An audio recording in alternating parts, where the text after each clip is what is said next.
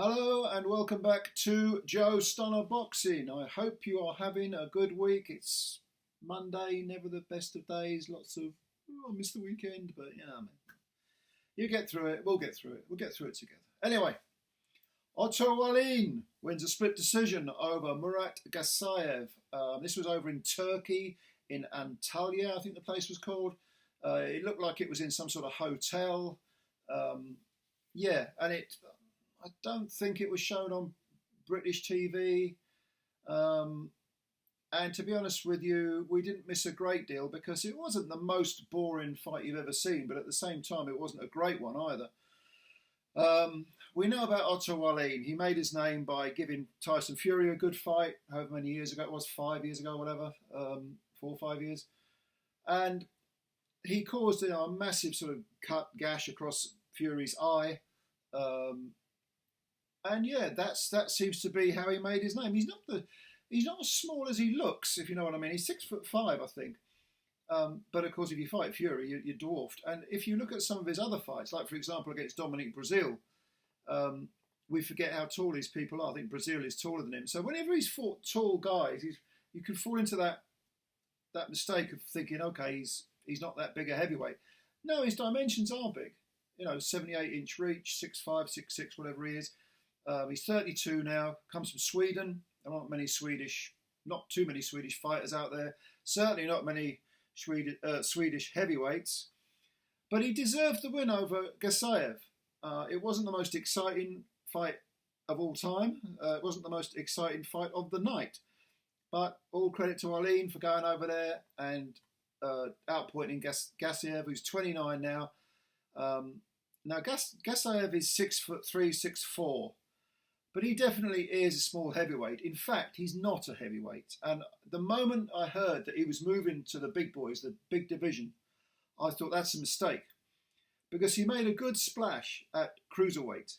If you look at his cruiserweight ledger, I mean, okay, he lost to Alexander Usyk, but he didn't really give him a great fight. They were wide cards. But he was never in trouble against Usyk. It was almost a case of, Usyk was just too good for him. It's a simple one. Usyk's too good for a lot of people. But if you look at his record before that, I mean, he knocked out Uriel Dorticos in the 12th round. That was the fight prior to Usyk. That was back in 2018. The Usyk fight was in 2018 as well. He beat Krzysztof Wlodarczyk in 3 rounds. That was a good win. Denis Lebedev, I think that was a split decision. That was a tough fight. Very tough fight. The styles sort of lent themselves to each other, and that was a good, entertaining, tough fight. And so, he's done some good things in the cruiserweight division, but to move up to heavyweight, I didn't understand that at all. And I wonder because the Usyk fight was in mid-20, when was it now? Mid-18, June, July, I want to say. And then he didn't come back until October of 2020. So maybe he put on a weight in that interim period and he thought, okay, I'll come back as a heavyweight. But it's a mistake because even though he is, he's got a little bit of height, 6'3", 6'4", he just doesn't look like a heavyweight. He looks like a very average heavyweight. He's got some power, since he's come back. I mean, he's beaten Mikhail Walish. He stopped him in 4 rounds. Walish was 22-4 at the time. He beat what was the undefeated guy's name? Balogun, Mike Balogun. He was undefeated in 20-0, and he stopped him in 2 rounds. So he can pop a bit, but that's not enough. And this fight consisted of Wallin just using his length, his dimensions, his range. Gassiev is orthodox. Wallin is southpaw, which gave Gassiev something else to worry about. But Wallin just popped the jab, bang, bang, bang. He was quite busy with his combinations, but he wasn't doing anything out of the ordinary. This was just a case of, boxing 101. I'm just going to do the basics. And yes, Gassiev was getting up close sometimes and did show some heavy hands. There were those clubbing punches. And Wallin, I don't think Wallin at any time was really shaken. There were a couple of moments in 1 or 2 rounds where he didn't wobble, but he was sort of, what's that proverbial ship in the storm? Not wobbled, but moved a little bit, as if to say, "Oh, I need to avoid too many of those." But at the same time, he was landing on Gassiev. And Wallin is now 26 wins, only 14 KOs, and one defeat to Tyson Fury.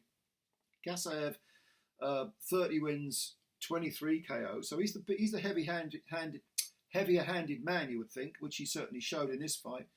But Gassiev now with 2 defeats on his record, and if he can do it, I'd go back down to cruiserweight. He's only 29, Armenian fella, Gassiev, 29 years old. Okay, as an Armenian, you're gonna have to go to, I don't know, America, Britain to get your opportunities. Like I say, this one was in Turkey, but go back down to cruiser and get in the mix. I mean, Gassiev, to be honest, if he got down to cruiser and he was strong, and he fought Jai Opataya, it might be an entertaining fight while it lasted. And Gassiev can wallop, but I would pick Opataya to win based on his last 2 performances.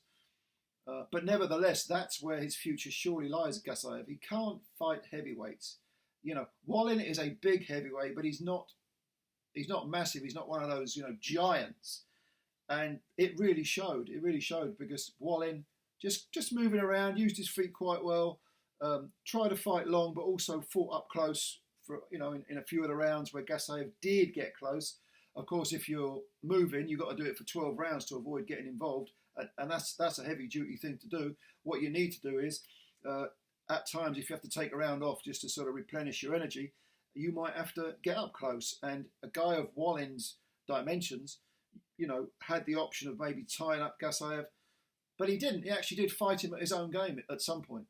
So I think it was an impressive, not particularly entertaining, but an impressive performance by Wallin against a guy who, like I say, had heavy hands, was trying to win, but really Gassiev was just trundling forward, trying to get close. When he did get close, he let the clubbing punches go, but there was no real imagination there. There was no real rhyme or reason to a lot of what he was doing. It was, I'm coming at you, I'm coming in your front door, and Wallin was like, okay, I've got something for you. And that's the way the fight played out. A split decision, I don't agree with that. I think it should have been unanimous for Wallin. I mean, I had this like 116, 112, something like that.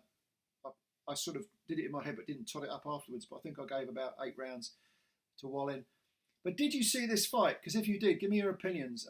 Where do you think Wallin's going? Wallin is another one who seems to be out in the cold, and he's 32 now. But since Fury hasn't really had many opportunities, there was talk of him fighting Dillian White at one point. That's not going to happen now. But what about a fight with AJ? Why not? That would give AJ the chance to show some of the skills I assume he's been working on with Derek James, and it would give Wallin an opportunity. And I think he does deserve an opportunity. As for Gassiev, if he doesn't go back to cruiser, I think he can be a gatekeeper at heavyweight and not much else, to be honest with you. But yeah, what did you think? Leave your comments below. Subscribe to the channel if you're new. Hit the like button as well. Build up Joe Stunner Boxing. Spread the word. And as always, thank you for your time. I shall speak to you soon, and bye for now.